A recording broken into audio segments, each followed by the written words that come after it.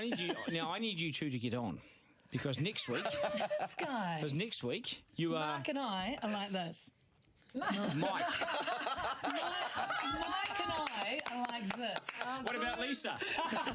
Lana to my friends. About drunk spending. Half of American adults admit to regularly shopping while drunk. They spend $448 each every year drunk spending, and they have spent $30 billion in the past year. I just can make no sense of this whatsoever. Totally incomprehensible. Basically, they get boozed and they buy something on the way home. There hasn't been an encyclopedia you've wanted to buy online when you've had a few sherries? No. Okay. No, when I buy an encyclopedia, I think long and hard, analyse the pros and cons. Yes. I love Peter. Leah, we think you might fit the bill. Yes, I have bought many, many items whilst having a wine. Murray, look, in many ways, you were and still are the original, an innovator and a legend. And before I close, ladies and gentlemen, I would like to say, on a serious note, what commentator can ignite the passion of our rugby game in this country? What commentator can make you almost smell the sweat and the liniment when watching? What commentator brings you to the edge of your seat and you run a gamut of emotions? That commentator, ladies and gentlemen, is Grant Nisbet.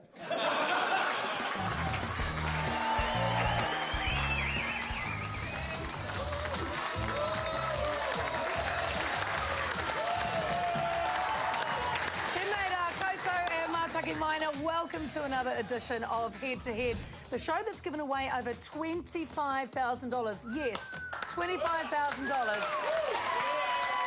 to grassroots sports clubs. So let's not muck around and see who's joining us tonight. As always, captaining the blue team is the man who last week on his holiday tried to eat Melbourne completely out of Kai.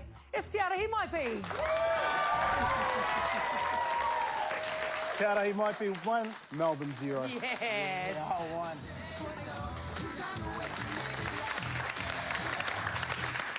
1. Welcome back, Kiwi. A quick score check before we get into one of my favourite parts of the show, Anchorman. Thames Valley Touch, currently 1 point on the board. Ludus Magnus scraping ahead on 3 points. OK, it is Anchorman. Now, this is where I will ask a player from each team to read a news story. And yes, it does sound easy, but there will be 3 key words that pop up that they have to say correctly. And if they get it right, well, I will give them a point. But just a warning, if they get it wrong, I get to electrocute them. I love this part of the show. And, Jared, you're up first. Here's a tip. Did you say electrocute? Yeah. You know I'm all about saving energy, so you don't actually have to push that button.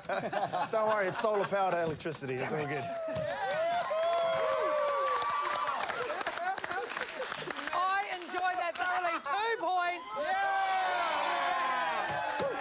We have never had anyone scream like a girl. Never.